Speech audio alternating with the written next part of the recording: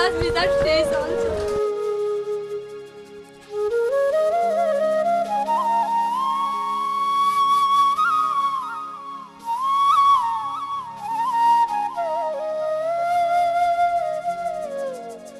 উনি শুধু আমার সহকর্মী ছিলেন না, উনি ছিলেন আমার একজন অভিভাবকের মতো। প্রতিটা ক্ষণে ক্ষণে ওনাকে মিস করব। একজন আদর্শ শিক্ষক, পূর্ব থেকে বড় আপা হিসেবে পরিচিত ছিল। তার দিক নির্দেশনা আজ আমি হারিয়ে ফেললাম। বিদায় আসলে সময়ের ধারাবাহিকতা সবাইকে যেতে হবে। ম্যাম চলে যাওয়াতে আমাদের ভেতরটা কেঁপে উঠতেছে, আমরা মেনে নিতে পারছি না এটা। ম্যামের ব্যাপারে যতটুকু বলবো ওটাই অনেক কম হয়ে যাবে। আমরা তার প্রতি চিরকাল কৃতজ্ঞ থাকবো। তিনি আমাদের মেয়ের মতো করে সবসময় সকল বিষয়ে সহযোগিতা করেছেন।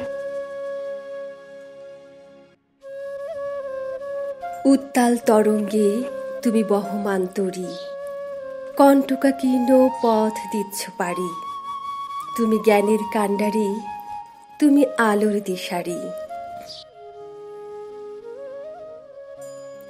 4 দশক ধরে চক ডাস্টারের ছোঁয়ায় যিনি গড়েছেন অসংখ্য ভবিষ্যৎ, আজ থেকে আনুষ্ঠানিক অবসরে সেই মানুষ করার কারিগর শামীমারা লাজ ম্যাডাম, একজন শিক্ষিকা যিনি শুধু পাঠদানে নয়, নিজের জীবনের 35টি বছর উজাড় করেছেন শিক্ষার্থীদের ভবিষ্যৎ গড়তে। 1990 সালের 1 জানুয়ারির এক সকালে হৈমবেলা সরকারি বালিকা উচ্চ বিদ্যালয়ে শুরু হয় তার শিক্ষকতা জীবন। 3 যুগেরও বেশি সময় তিনি নিঃশব্দে গড়ে গেছেন অসংখ্য ভবিষ্যৎ। তিনি শুধু বই শেখাননি, শুধু পরীক্ষার প্রস্তুতি নেওয়া শেখাননি, তিনি শেখাতেন কিভাবে ভালো মানুষ হওয়া যায়, কিভাবে অন্যকে সম্মান করতে হয়, কষ্ট বুঝতে হয়, পাশে দাঁড়াতে হয়।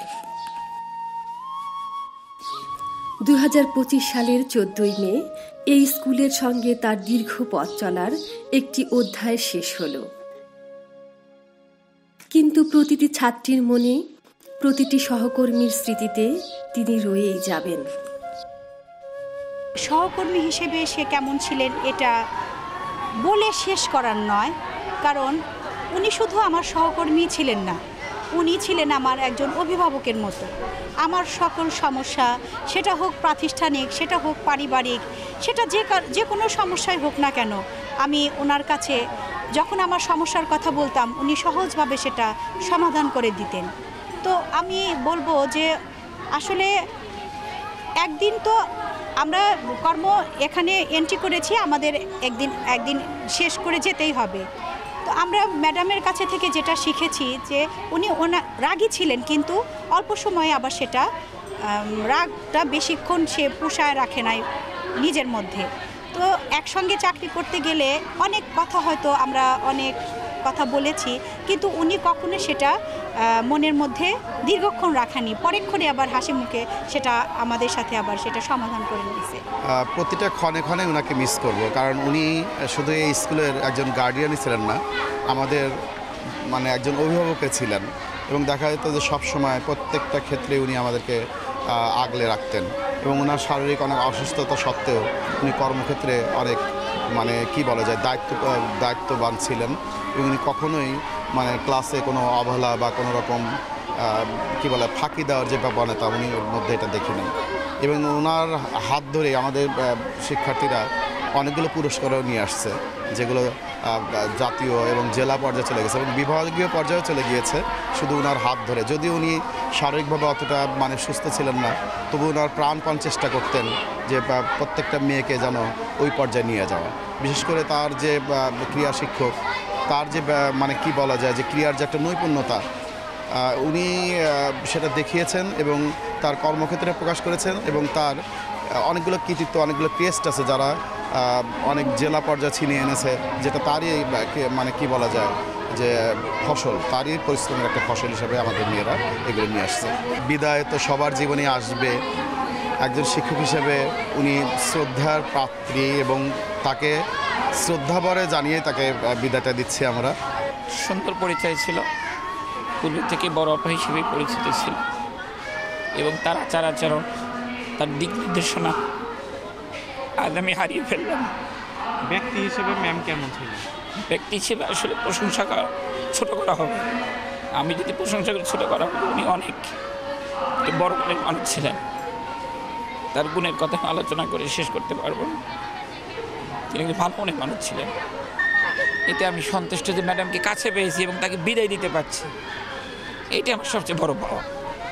উনি একজন অভিজ্ঞ মানুষ এবং বিদ্যালয়ের অনেক দীর্ঘদিন চাকরি করেছেন। এই বিদ্যালয়ের সিনিয়র শিক্ষক।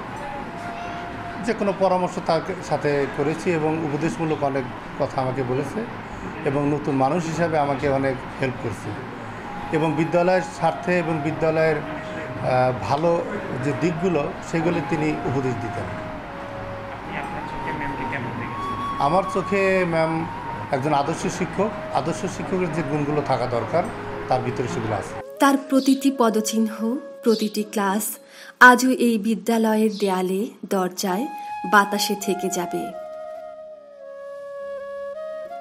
প্রত্যেকটা শূন্যতা একদিন না একদিন কারো না কারো দ্বারা পূরণ হয়। এই নিয়ম চিরাচরিত। একজন চলে গেলে অন্যজন আসে, কিন্তু কিছু মানুষ থেকে যায় মনে গেঁথে। তিনি ছিলেন একজন মমতাময়ী মানুষ, যিনি শাসনের আড়ালে ভালোবাসা লুকিয়ে রাখতেন। কারো মন খারাপ থাকলে চুপচাপ পাশে বসতেন।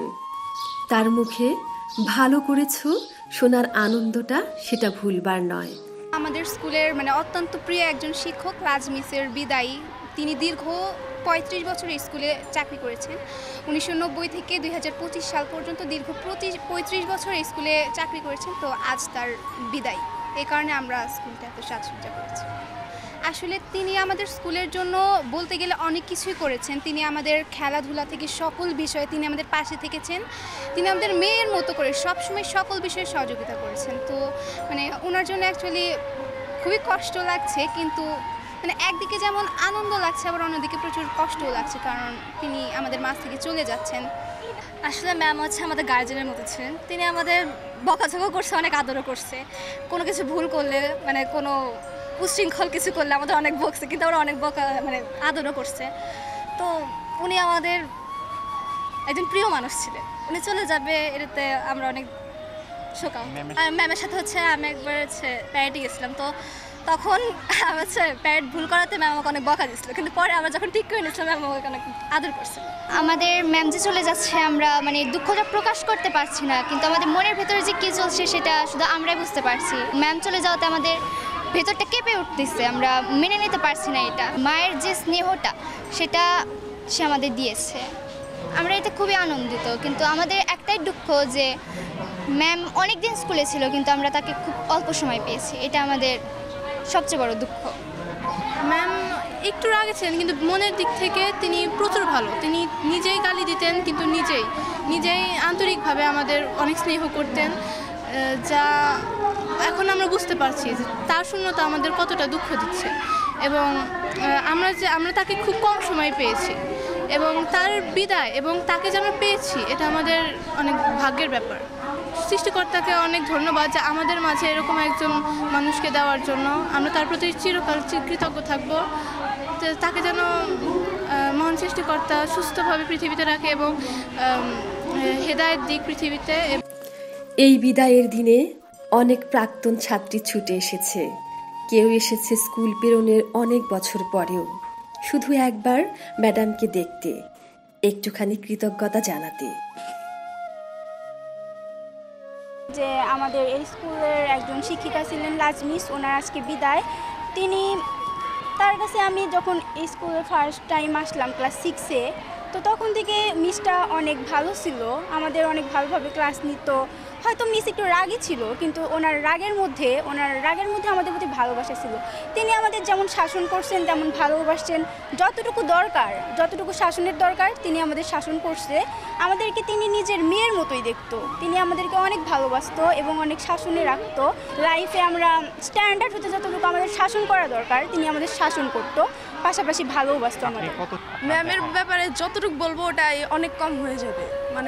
খুবই একটা ভালো ম্যাম, তার মতন এতটা শাসন দিত, এতটা ভালোবাসতো যা বলার বাহিরে। একটা মায়ের সাথে যেমন সন্তানের তুলনা, তেমন ম্যামের সাথে আমাদের সবার প্রত্যেকটা স্টুডেন্টের তুলনা। এতটা ভালো স্কুলে মনে আসলে যে এখানে আমরা আর একটা মা পেতাম, এরকম ভালোবাসতাম। আমরা তো যারা পাইছি তারা আমরা অনেক সৌভাগ্য, আর যারা এখনো পায়নি, ম্যামের ভালোবাসাটা পায়নি, তারা অনেক আফসোস করবে। তার আজকে বিদায় আমাদের খুবই খারাপ লাগছে। ক্লাসে তিনি অনেক কঠোর ছিলেন, কিন্তু অনেক ভালোবাসতেন। পড়াশোনার জন্য আমাদের কখনো বকা দিতেন না। যদি কোনো দুষ্টামি করতাম বা পড়াশোনায় অমনোযোগী ছিলাম, তার জন্য সে আমাদের বকা দিত। যারা হচ্ছে ওনার ক্লাস পায় নাই তারা হচ্ছে মানে আফসোস করবে। আমরা পাইছি তো জানি যে ম্যামটা কীরকম, আমাদের এত ভালোবাসা দিচ্ছে, এটা বলে বুঝাইতে পারবো না। কি বলবো, বলার মতো ভাষাই খুঁজে পাইতেছি না যে ম্যাম চলে যাবে, বুকটা মানে ফাইটে যাইতেছে এরকম, বুঝছেন। আমাদের প্রাণপ্রিয় ম্যাম শামীমারা লাজ ম্যামের আজকে মানে বিদায়, অবসর নেবেন। আমরা দেখা করতে আসি সবার সাথেই, তো এসে জানতে পারলাম যে তার অবসর নিচ্ছেন, তো দেখে আর কি মনটা খারাপ হয়ে গেল। তো তার সাথে দেখা করলাম।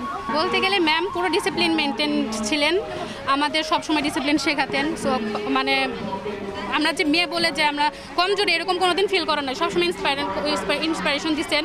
ক্লাসেও সবসময় অনেক মানে ওয়েল ট্রেন্ড রাখতেন, সবসময় সব কিছুর জন্য, খেলাধুলা, পড়াশোনা সব কিছুর জন্য ইন্সপিরেশন দিতেন। আমাদের যে অ্যাসেম্বলি হতো ওইখানে সব কিছুতে মানে এগিয়ে আসতে হবে, ভয় ভাঙাতেন, অনেক ভালো লাগতো। যে আমার আছে, কারণ আমি ক্লাস 6-এ থাকতে আমি কাবাডি খেলায় অংশগ্রহণ করেছিলাম। তো স্টেডিয়ামে আমরা যখন সেমিফাইনালে জিতি তখন ম্যামকে আমরা সবাই উঠিয়ে ওখানে নেচেছিলাম, এইটুকু আমার মনে আছে অনেক। আর যখন মেডিকেলের রেজাল্ট দেয় আমি মানে চান্স পাই, তখন জানাতে আসছিলাম, তখন ম্যাম আমাকে নিয়ে একটা ছবি তোলে, ওইটা মানে ফেসবুকে পোস্ট করেছিল, ওইটা ভালো লাগছে। স্কুলের সবাই মিলে তাকে জানায় সম্বর্ধনা।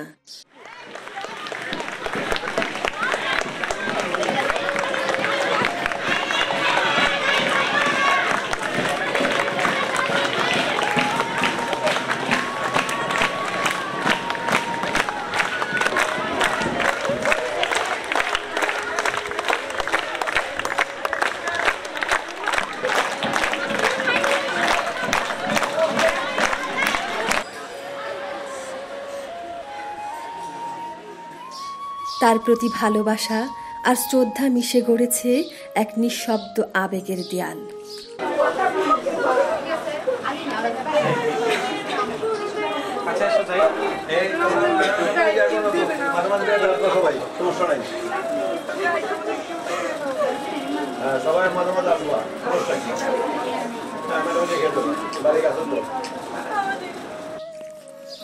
অনেক শিক্ষার্থী কেঁদেছে, সহকর্মীদের হয়েছে হৃদয়ক্ষরণ, কেউ চুপচাপ তাকিয়ে থেকেছে, কেউ হয়তো কিছু বলেইনি, কিন্তু ভেতরে ভেতরে বুক ভেঙে গেছে কান্নায়। স্কুলের সবাই তাকে ভালোবাসা আর সম্মানের মুকুট পরিয়ে দিল, পেলেন স্কাউট সালাম।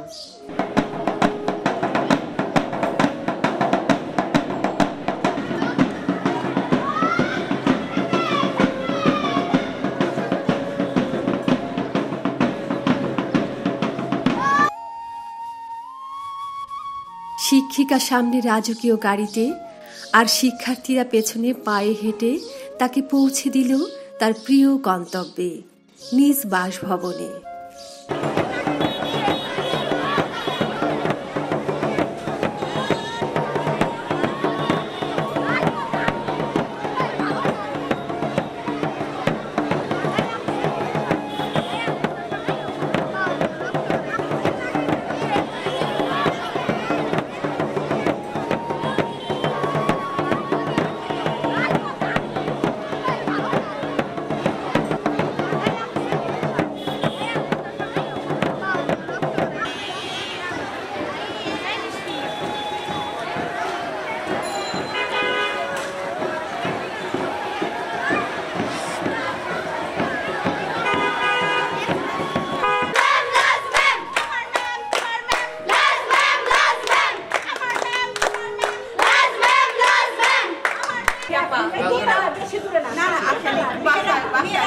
কল্পনাও করি নাই যে আমাকে এত ভালোবাসে সবাই।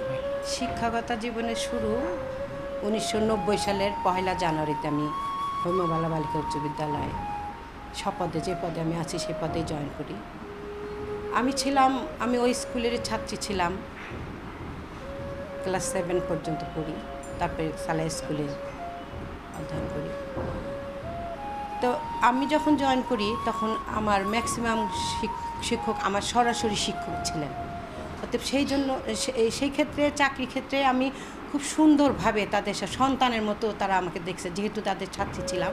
অতএব আমি ওনাদের কাছে অনেক সহযোগিতা পাইছি এবং অনেক কিছু জানতে পারছি এবং ওনাদের জানার ওনাদের পথ অবলম্বন করে আজকে আমি এই পর্যায়ে আসছি এবং আজকে আমি চাকরিতে অবসর গ্রহণ করলাম। আমার চাকরি জীবনটা ছিল খুব আনন্দের এবং শিক্ষণীয়, শেখার ব্যাপার। আমি স্কুলে যেমন পড়তাম এবং চাকরির সময় এসে তাদেরকে পেয়েছিলাম। অতএব আমাকে তারা ওই ছাত্রী ভাবেই দেখছে, কলিগ হিসেবে তারা কখনো দেখে নাই, তারা মেয়ের মতোই দেখছে। অতএব আমি খুব আনন্দ নিয়ে চাকরি করছি, খুব আনন্দ নিয়ে চাকরি করছি ওই জীবনটায়।